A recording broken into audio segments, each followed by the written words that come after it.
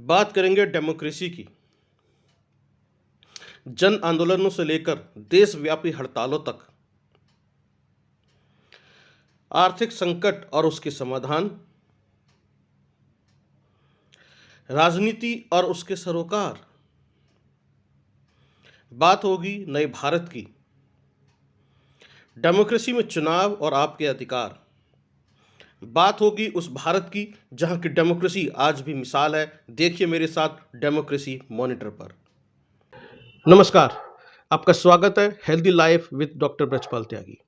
इसमें हम बीमारियों के बारे में बात करते हैं, उनकी संभावनाओं के बारे में बात करते हैं, उनके जोखिम के बारे में बात करते हैं, उनके प्राथमिक लक्षणों के बारे में बात करते हैं, उनके उपचार के बारे में बात करते हैं। लेकिन इसके बावजूद भी लोग बीमार पड़ रहे हैं। क्या रीजन हो सकता है? शहर में इस वक्त डेंगू का प्रकोप है। कल उत्तर प्रदेश के उप मुख्यमंत्री ब्रजेश पाठक शहर में थे।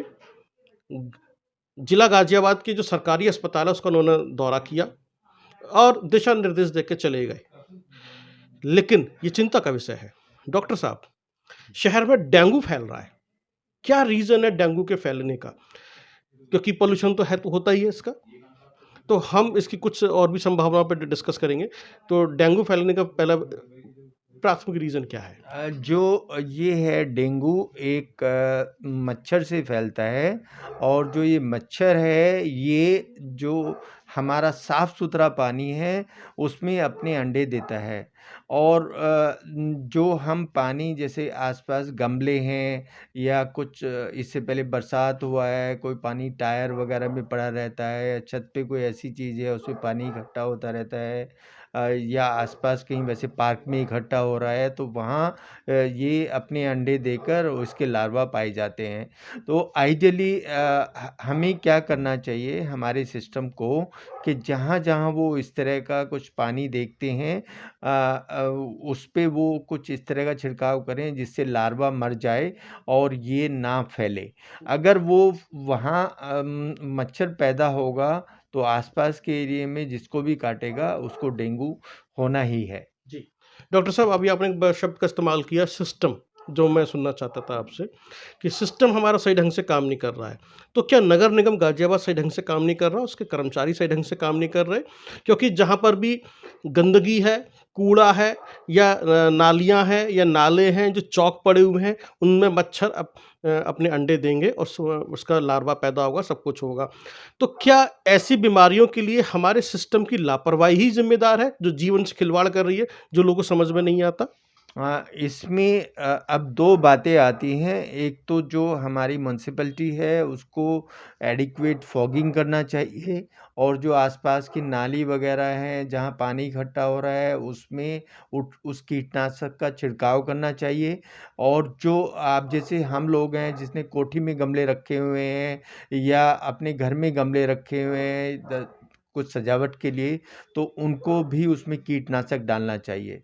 तो ये जो हमारे क्षेत्र से बाहर है जैसे सड़क है, पार्क है या जो ऑफिस हैं गवर्नमेंट की, वहाँ सब म्युनिसिपैलिटी को ये काम करना चाहिए जो कि एडिक्वेट मात्रा में नहीं हो रहा है और अच्छे से फॉगिंग नहीं हो रही है। मैं अखबारों में पढ़ता हूँ कि जो उनको इस तरह का वो कोई भी प्रोजेक्ट दिया जाता है और उस हिसाब से फॉगिंग नहीं होता है। जी, यानी इसके लिए गाज़ियाबाद नगर निगम भी ज़िम्मेदार है, मेयर भी ज़िम्मेदार है, पार्षद भी ज़िम्मेदार हैं, यानी पूरा सिस्टम इसके लिए ज़िम्मेदार है।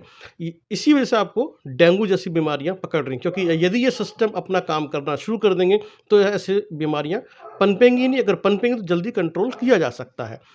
तो यानी कि जो ब्रजेश पाठक जी हैं, उनको इस तरफ भी ध्यान देना चाहिए था कि अगर ये सिस्टम सही ढंग से काम करेगा, तो अस्पताल तक मरीज़ नहीं आएगा। अभी उन्होंने एक बात और कही जो हमने हमने सुनी कि अब मोबाइल वैन के थ्रू इलाज होगा और आप पेशेंट का इलाज घर पर ही होगा। इसको आप कैसे देखते हैं? क्या अस्पताल में जगह नहीं है या मरीज़ बहुत ज़्यादा आ रहे हैं या इक्विपमेंट नहीं है? मतलब किस तरीके से देख रहे हैं पूरे ओवरऑल इस इंस्ट्रक्शन को? जो ये बात आई है आप मुझे बता रहे हैं ये जो अगर हम डोर टू डोर सर्विस देना चाहते हैं, कोई मोबाइल वैन हमारे पास इस तरह की है कि उसमें सब आईसीयू फैसिलिटीज़ हैं, उसमें ऑक्सीजन है, उसमें इंट्यूबेशन किट है या उसमें हर तरह के इंजेक्शन देने की सुविधा है, तो ये अच्छा विचार है। पर वो कितनी कैपेसिटी में हमें चाहिए उसको हमें एनालाइज़ करना पड़ेगा। अभी हमारे पास जो बेड हैं वो कितने फुल हैं, उसमें कितने खाली हैं, उस चीज़ को देखना पड़ेगा। और अभी जो पेशेंट हैं हमारे पास वो कितने आ रहे हैं, क्या वो उतना ही फिगर है जो अखबारों में बताया जा रहा है या उससे 5 गुना ज़्यादा है? तो इस चीज़ को देखने की ज़रूरत है कि कितने केसेज़ हैं और क्या इस तरह के सीरियस मरीज़ को अगर उसको डेंगू के बाद काला फंगस है, क्या हम मोबाइल वैन में उसको ट्रीट कर सकते हैं? तो ये मुझे बिल्कुल असंभव सा लग रहा है। जी। चलते-चलते आखिरी सवाल आपसे, आप उत्तर प्रदेश सरकार से और स्पेशली क्योंकि कल गाज़ियाबाद में उप मुख्यमंत्री ब्रजेश पाठक जी थे, उनसे आप क्या कहना चाहते हैं इस पूरे डेंगू और पूरे दौरे को लेकर? मैं ये बात बार-बार अपनी ओर से कहना चाहता हूँ कि एक होता है कि अगर हमारी गवर्नमेंट उसके पास इतने डॉक्टर नहीं हैं, जैसा कि आज मैंने अखबार में भी पढ़ा कि डॉक्टरों की कमी है, तो कुछ प्राइवेट डॉक्टर जैसे मैं हूँ या कुछ और डॉक्टर हैं, वो उनको सपोर्ट करने के लिए तैयार हैं। एक बार आईएमए को अप्रोच तो करें। हम एक इस तरह का कोई वो बना सकते हैं कि जिसमें सरकारी डॉक्टर और प्राइवेट डॉक्टर मिलके काम कर सकें। हम कम से कम जो हमारी पब्लिक है, जो हमारी जनता है, उसको तो बेनिफिट पहुँचाएँ। लेकिन ऐसा कोई प्रपोज़ल अभी गवर्नमेंट की ओर से कभी आया नहीं है। हमने जेल में ऑपरेशन किए हैं, हम हर हफ्ते जेल में कैंप लगाते आए हैं, तो वो भी हमने काम किए हैं। तो ये कौन-सी बड़ी बात है कि हम अपने सरकारी अस्पताल के साथ मिलके कुछ इस तरह के काम नहीं कर सकते। अधिकतर डॉक्टर इस केस को करने के लिए तैयार हैं, कोविड में भी किया है और अभी भी करने को तैयार हैं। जी, बहुत-बहुत धन्यवाद। डॉक्टर साहब जैसा कि अभी आपने सुना कि डॉक्टर साहब उत्तर प्रदेश सरकार के साथ मिलकर काम करने के लिए तैयार हैं।